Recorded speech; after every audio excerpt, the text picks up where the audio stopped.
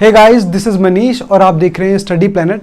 आज हम बात करने वाले हैं ग्रेजुएशन और पोस्ट ग्रेजुएशन के लिए एक इम्पॉर्टेंट टॉपिक के बारे में, जिसका नाम है न्यूक्लियर प्रोलिफरेशन ट्रीटी, जिसको हम हिंदी में परमाणु अप्रसार संधि बोलते हैं। तो ट्रीटी जो है, समझौता जो है, कब इसको लाया गया, इसका लाने का पर्पस क्या था, क्या इसके ऑब्जेक्टिव्स थे और क्या इसको क्रिटिसिज्म मिला, और भारत ने इस ट्रीटी को साइन करने से क्यों मना कर दिया। तो ये सारे बातें हम लोग इस वीडियो की डिटेल में जानेंगे। तो आइए शुरू करते हैं। सबसे पहले बात करते हैं इंट्रोडक्शन की। समझते हैं कि न्यूक्लियर प्रोलिफरेशन वर्ड का मतलब क्या होता है। न्यूक्लियर शब्द का मतलब होता है परमाणु और प्रोलिफरेशन का मतलब होता है प्रसार। तो यहाँ पर बहुत सिंपल सा मतलब है। न्यूक्लियर प्रोलिफरेशन का मतलब होता है कि न्यूक्लियर वेपन से या न्यूक्लियर एनर्जी से रिलेटेड कोई भी टेक्नोलॉजी, कोई भी न्यूज़ या कोई भी मटेरियल दुनिया के अंदर एडवर्टीज करना, दुनिया के अंदर प्रसार करना, उसको फैलाना। तो यहाँ पर बहुत सिंपल सा मतलब है कि न्यूक्लियर एनर्जी को फैलाने की बात की जा रही है। लेकिन यहाँ पर जो वर्ड है वो है नॉन न्यूक्लियर प्रोलिफरेशन ट्रीटी, मतलब परमाणु अप्रसार संधि, जहाँ पर उसके प्रसार को होने से रोका जाए, जहाँ पर उसको प्रमोट और एडवर्टीज होने से रोका जाए। तो बहुत सिंपल सा मतलब है। नॉन न्यूक्लियर प्रोलिफरेशन का मतलब है कि न्यूक्लियर वेपन से रिलेटेड कोई भी, चाहे वो इंफॉर्मेशन हो, चाहे टेक्नोलॉजी हो, चाहे एनर्जी हो, उसको दुनिया के अंदर फैलने से रोकना। इसका सिंपल सा मतलब है नॉन न्यूक्लियर प्रोलिफरेशन। और इसी को लेके एक समझौता हुआ था जिसको हम एनपीटी के नाम से जानते हैं।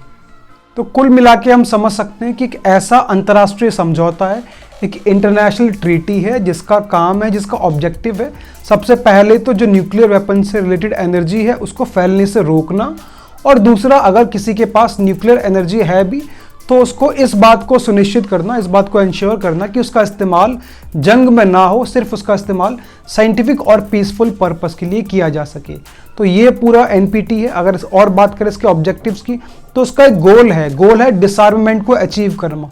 तो अभी डिसआर्ममेंट क्या होता है सबसे पहले समझिए। डिसआर्ममेंट को हम हिंदी में बोलेंगे निशस्त्रीकरण, जहाँ पर मतलब होता है कि जो वेपन्स हैं, जो शस्त्र हैं, उनको डिमोट करना, उनको खत्म करना, कम करना या उनको लिमिट करना या उन पर रोकथाम लगाना।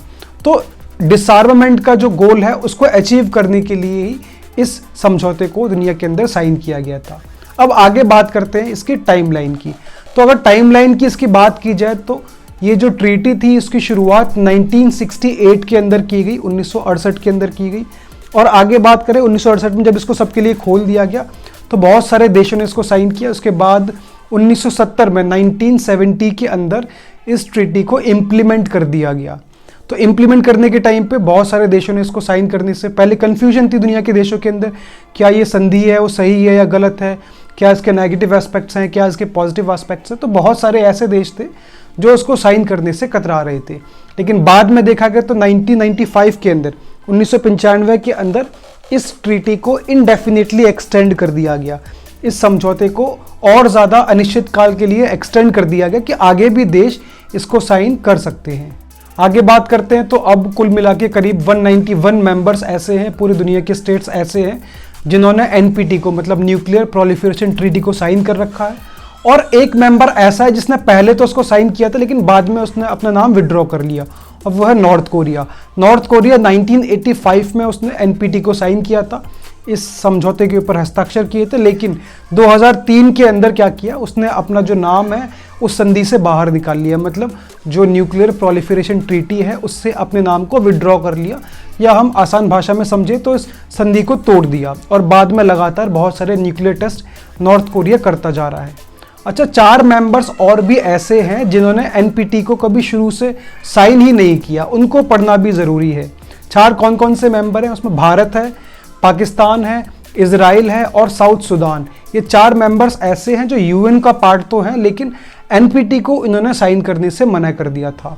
तो भारत ने भी इसको साइन करने से मना कर दिया था। अब इनके बारे में बात करें तो आज इनका क्या स्टैंड है, तो भारत की बात करें तो भारत ने ओपनली सबसे पहले तो 1974 में अपने न्यूक्लियर टेस्ट किया, फिर 1998 में ओपनली दुनिया के सामने अपने आप को भारत ने एक न्यूक्लियर वेपन स्टेट डिक्लेयर कर दिया। उसके बाद पाकिस्तान ने भी जो है न्यूक्लियर टेस्ट अपना किया। और इजराइल की अगर बात की जाए तो इजराइल का अब भी कोई क्लियर स्टैंड नहीं है कि वो अपनी न्यूक्लियर एनर्जी के बारे में क्या सोचता है, क्या वो भविष्य में न्यूक्लियर टेस्ट करेगा या फिर नहीं करेगा। तो इस बात को लेके कोई भी क्लियर स्टैंड इजराइल ने अब तक नहीं लिया है। आगे बात करते हैं इस ट्रीटी के बारे में। तो जो ट्रीटी है वो एक लंबा चौड़ा डॉक्यूमेंट है, एक ऑफिशियल डॉक्यूमेंट है जिसके अंदर एक प्रिएम्बल है और 11 आर्टिकल्स, अलग अलग आर्टिकल्स दे रखे हैं। तो ये जो ट्रीटी है ये मेनली 3 पिलर्स के ऊपर स्टैंड करती है। 3 कौन कौन से इंपॉर्टेंट पिलर्स आपको बताते हैं। सबसे पहला जो पिलर है वो है इसका नॉन प्रोलिफरेशन, जो अप्रसार की बात करता है। मतलब जैसा कि आपको शुरू में बताया कि न्यूक्लियर एनर्जी से रिलेटेड किसी भी चीज़ को फैलने से रोकना। दूसरा है डिसआर्मामेंट, ये भी हमने अभी जिक्र कर चुके हैं, मतलब निशस्त्रीकरण। ये जो वर्ड है बेसिकली आर्मामेंट्स के अपोजिट है। आर्मामेंट्स का मतलब होता है ज़्यादा से ज़्यादा वेपन्स को, हथियारों को बनाकर अपने पास इकट्ठा करना है, उसको बढ़ाना।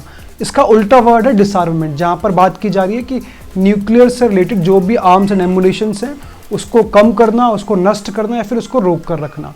और तीसरा जो उसका पिलर है, तीसरा pillar right to peaceful use of the nuclear technology, कि जितनी भी न्यूक्लियर टेक्नोलॉजी जो दुनिया के देशों के पास हैं उनको इस बात को ध्यान में रखना, उसका इस्तेमाल लड़ाई के अंदर ना हो, सिर्फ साइंटिफिक पर्पस और पीसफुल पर्पस के लिए इस्तेमाल हो सके। अब ये किन देशों की बात की जा रही है ये भी आपको बताते हैं।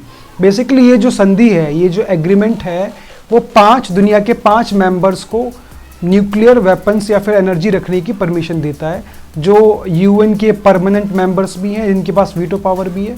नाम आपको बता देता हूँ, अमेरिका हो गया, ब्रिटेन हो गया, फ्रांस हो गया, रशिया हो गया और चाइना हो गया। इन 5 मेंबर्स को ये समझौता, ये जो ट्रीटी है क्या करती है, एक तरीके से लेजिटिमेसी प्रोवाइड करती है, कानूनी मान्यता प्रोवाइड करती है कि वो अपने पास न्यूक्लियर वेपन्स को बना सकते हैं या फिर रख सकते हैं। एक खास बात और भी समझौते की कि हर 5 साल के बाद इस ट्रीटी को रिव्यू किया जाता है, देखा जाता है कि इसके अंदर क्या क्या सुधार किए जा सकते हैं। तो उसके अंदर रिफॉर्म्स करने के लिए हर 5 साल के बाद कॉन्फ्रेंसेस होती हैं जिसके अंदर न्यूक्लियर प्रोलिफरेशन ट्रीटी को बेहतर तरीके से रिव्यू किया जाता है। आगे बात करते हैं इसके क्रिटिसिज्म की, मतलब इसकी आलोचना की। तो उससे पहले आपको बता देते हैं कि अगर आप लोग हमारे चैनल पे नए जुड़े हैं तो आप हमारे चैनल को सब्सक्राइब कर सकते हैं, जिसमें आपको पॉलिटिकल साइंस और हिस्ट्री से रिलेटेड बहुत सारी वीडियोस आपके सिलेबस के अकॉर्डिंगली मिल जाएगी। तो आप जिस भी सेमेस्टर में हैं या फिर आप जिस भी क्लास में, उसकी प्लेलिस्ट आप जाके चेक कर सकते हैं, जिसमें आपको आपके सिलेबस के अकॉर्डिंगली वीडियोस मिल जाएंगी। और इसके अलावा अगर आप लोग हमसे पेड नोट्स या क्लासेस चाहते हैं तो उसके लिए भी आप हमें इंस्टाग्राम पे मैसेज कर सकते हैं। अब बात करते हैं इसके आलोचना की, क्रिटिकल पॉइंट ऑफ व्यू की। ये जो ट्रीटी है, जो समझौता है, बहुत सारे देशों ने इसको क्रिटिसाइज भी किया। सबसे पहले क्रिटिसाइज करने वालों के अंदर थर्ड वर्ल्ड कंट्रीज थी, मतलब वो देश थे जो एशिया और अफ्रीका से बिलोंग करते थे। भारत भी उसमें से एक था, इसीलिए भारत ने इस समझौते को साइन करने से मना कर दिया था। इसके अंदर भारत क्या बोलता है कि ये जो पॉलिसी है वो एक डिस्क्रिमिनेटरी पॉलिसी है, भेदभाव करती है। और कहीं ना कहीं क्या है, इसके अंदर एक कॉन्स्पिरेसी है वेस्टर्न कंट्रीज़ की, जो क्या करती है, क्योंकि ये जो ट्रीटी है इसके अंदर ही कंट्रास्ट है। एक तरफ तो ये समझौता कहता है कि भाई सबको जो है न्यूक्लियर एनर्जी बनाने से रोका जाए, उनके ऊपर बैन लगाए जाए, और दूसरी तरफ ये क्या करता है, उन 5 देशों को जो सुपर पावर्स हैं, जो पावर्स हैं दुनिया के अंदर जिनके पास वीटो पावर है, उन 5 देशों को एक तरीके से अथॉरिटी प्रोवाइड करती है न्यूक्लियर वेपन्स को अपने पास रखने की। तो जितने भी ये जो थर्ड वर्ल्ड नेशंस हैं उनको ऐसा लगता है कि कॉन्स्पिरेसी है। किस बात की कॉन्स्पिरेसी?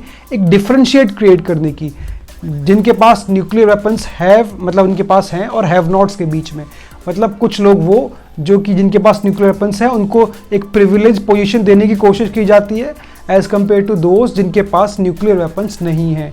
तो ये एक डिस्क्रिमिनेटरी पॉलिसी के तौर पर देखा जाता है। दूसरा जो ऑब्जेक्शन है वो अरब कंट्रीज़ की तरफ से उठाया जाता है, क्योंकि आपको पता ही जैसे कि अरब कंट्री और इजराइल के बीच में हमेशा लड़ाई चलती रहती है, जितने भी अरब देश हैं वहाँ पर।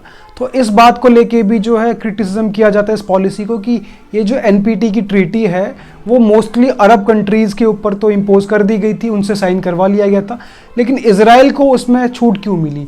इस बात को कंट्रोवर्सी अरब कंट्रीज़ हमेशा इस बात को पॉइंट आउट करती हैं। जब हमसे इस समझौते को साइन करवाया गया तो इजराइल से भी इस समझौते को साइन करवाया जाना चाहिए था। और अमेरिका को लेकर भी इस ट्रीटी को लेकर काफ़ी क्रिटिसिज्म मिलता है। कैसे मिलता है आपको बताते हैं। जैसा कि आपको पता है, सेकेंड वर्ल्ड वॉर के टाइम पर दुनिया के बहुत सारे देश न्यूक्लियर वेपन्स को डेवलप करने में लगे हुए थे, जिसमें कुछ एक देशों के नाम आपको बताते हैं। अमेरिका भी था उसमें, इंग्लैंड था, जर्मनी, जापान, सोवियत यूनियन, ये सभी देश जो है न्यूक्लियर एनर्जी को अचीव करने में इनके बीच में होड़ लगी हुई थी। जिसके बाद अमेरिका ने सबसे पहले इसको अचीव किया, और अमेरिका ने सबसे पहले वॉर के अंदर इसको इस्तेमाल किया हिरोशिमा और नागासाकी के ऊपर 1945 में। तो इस बात को लेके क्रिटिसाइज करती है कि दुनिया के जो देश हैं कि जिस देश ने, अमेरिका ने खुद अपने आप ने जो है इसके अंदर, जंग के अंदर सबसे पहले इस्तेमाल किया है इसको, इस वेपन्स को, न्यूक्लियर एनर्जी को, उसको आप कैसे जो है इन 5 स्टेट्स के अंदर रख सकते हो? जब उसने लड़ाई के अंदर इस्तेमाल किया है वेपन्स को, अगर आप उसको बनाने से नहीं रोक रहे हो तो बाकी देशों के ऊपर भी इतने स्ट्रिक्टली इस ट्रीटी को इम्पोज नहीं किया जाना चाहिए, क्योंकि ये जो पूरी ट्रीटी है वो डिसआर्मामेंट के ऑब्जेक्टिव्स को अचीव करने के लिए बनाई गई है।